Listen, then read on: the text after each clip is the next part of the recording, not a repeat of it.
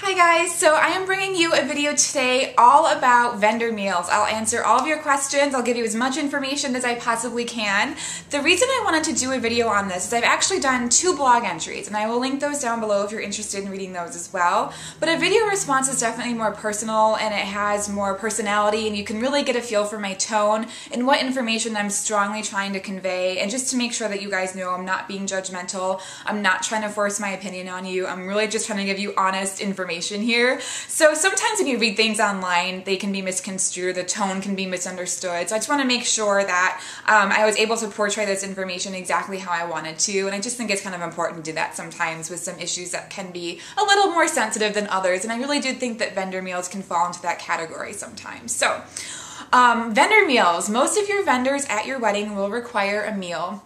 And by most vendors, I mean the ones that are going to be staying with you throughout the whole duration of the wedding day. So like photography, videography, wedding planner, coordinator, oftentimes your DJ or your band members will also request a meal. Vendors like florists and rental deliveries and things like that won't, just because they're not staying, like I said, for the duration of your reception. They deliver and then they leave. So just keep that in mind as well. To get more accurate information on which of your vendors will be requesting a meal, go ahead and look at your contract that you signed with them. 99% of the time it will have a clause in there saying that they require a vendor meal of some sort, and they might even go into detail about what they'll be expecting as far as a hot meal versus a boxed lunch, if they have any dietary restrictions, things like that. So that's the first step into looking into what you should be doing for your vendor meals. The most frequently asked question that I get about vendor meals is, where should I seat them? This is my general answer that I give to most people, is to just create an extra guest table in your reception room that is specifically for vendors. You can exclude fancy linens if you're renting them and they're really expensive. You can exclude fancy centerpieces. Just basically put down a table, a cloth, chairs, and then some water glasses, and then the plate of food, and you're good to go. I recommend this specifically for photography and videography. They're going to want a place where they can put down their equipment. They're always lugging around backpacks and things that are full of heavy equipment, and they're going to want a space to sit inside the reception where they can kind of keep an eye on it and kind of keep it all in one space, just because it's usually very valuable equipment. So they like to be able to sit inside the reception room, have a place to put their stuff, eat really quick, still keep an eye on things. That way if something does happen during the reception, like an impromptu, unexpected moment, they can quickly get up and snap pictures of it, and then you're really not missing anything. I personally like to sit inside the reception room as well, just because that way I can also keep an eye on things. If an issue arises, I can jump right up and fix it and troubleshoot and get it taken care of as quickly as possible.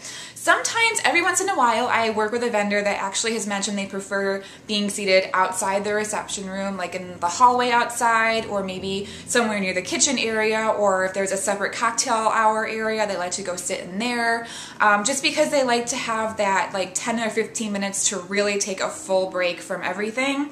So those are things to think about. Generally speaking, a table inside the reception just for vendors, just call it the vendor table, is more than acceptable and definitely preferred. However, if you think that some of your vendors will have an issue with that, it's totally okay to just contact them individually and say if they have any preferences. So the next thing to think about when you're thinking about your vendor meals is, what do I actually feed my vendors? And I think that a lot of brides get confused or perhaps are a bit naive on this topic, and I'm going to go a little bit more into the actual food and what the options are that you have for your vendors.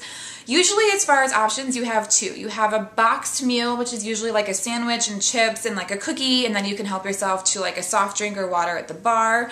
And then you have the actual guest meal that you're serving your guests. And some caterers or venues will offer this meal at a discounted price for your vendors, and then you have that option as well.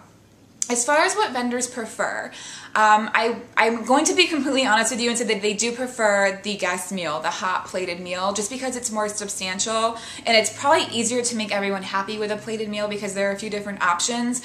For example, I'm a vegetarian and so is Josh, so when we're out working, sometimes if we get a boxed meal and it has turkey in it, we can't really eat it. We have to pick out the turkey, and it's just not very substantial. Sometimes when we get those types of boxed lunches, they're also not fresh.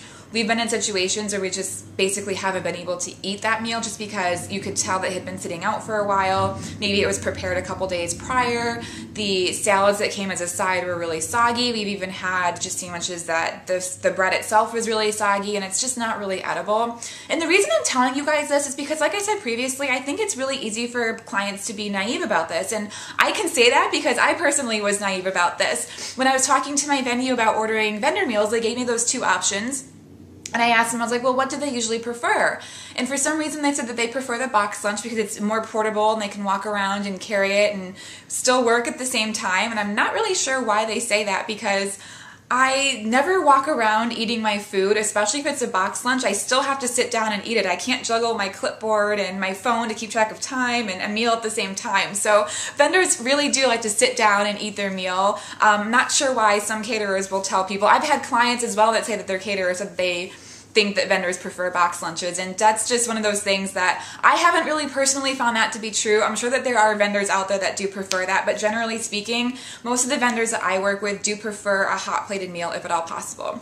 The other reason I bring this up as well is because usually the box meal for vendors is still rather pricey. For what you're getting, a sandwich, a side, a soft drink, and a cookie, they can still charge upwards of $20 or $30 for that, and usually between the box meal and the plated meal, if the plated meal is discounted for vendors, it ends up being just a little bit more expensive to give them the much better meal. So I'm just saying that so that when you are purchasing your vendor meals, because you still do have to purchase them with your own money, I want to make sure that you fully understand what you're going to be buying. If you're going to be paying a lot of money for a box lunch that your vendors are likely not going to be able to eat anyway because it's not fresh, maybe it's better for you and a more budget-friendly option for you to actually purchase the plated meal. So that's also something to think about as well. I always recommend that if clients come up to me specifically and ask, I say contact your caterer, see what the box lunch actually entails. I've actually had one amazing boxed vendor meal that was probably one of my favorite vendor meals of all time. It was a veggie wrap, and it came with really fresh pasta salad,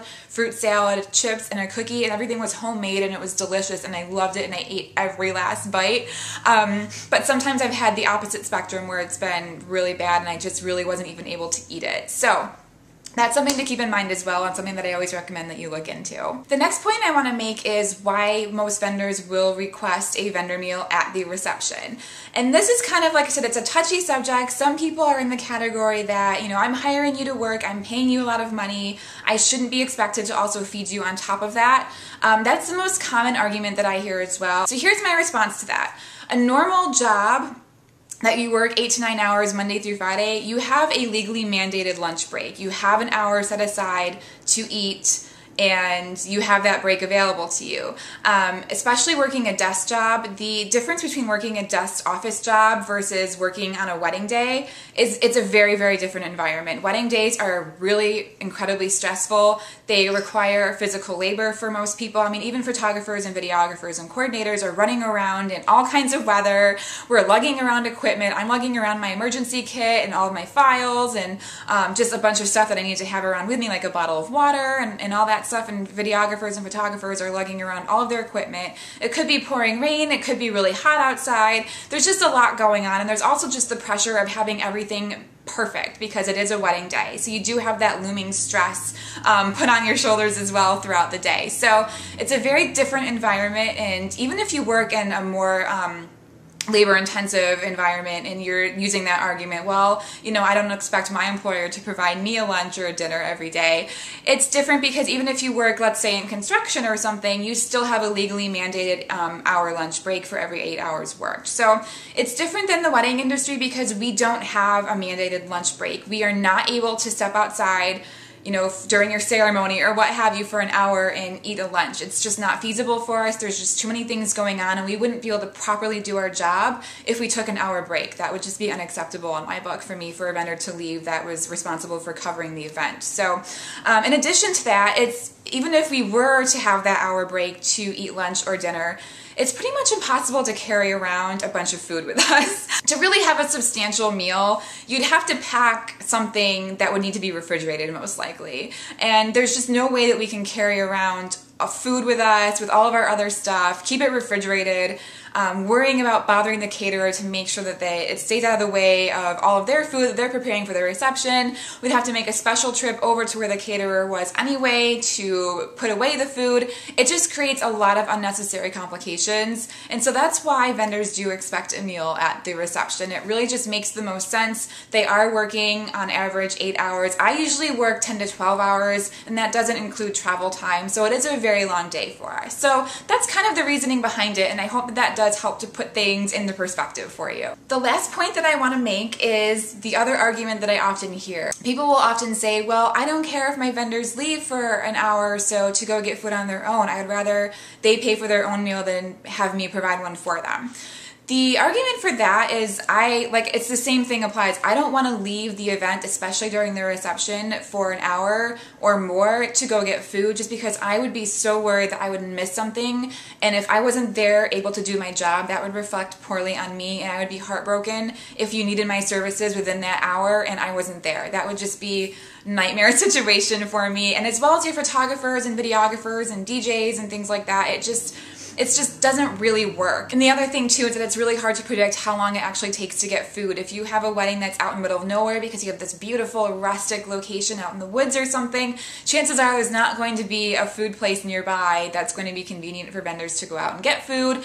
Also, if the only thing available is a restaurant that's local to the area, if it's a Saturday night wedding, they're going to be really busy. It could take a really long time for us to get fed and to get served and to actually eat and then get all the way back to your reception. So that is just really complicated, and one thing I strongly suggest against doing. So that is the end of my vendor meal video. I hope that you guys found that useful and helpful, and like I said, I hope that it helped to put things into perspective for you.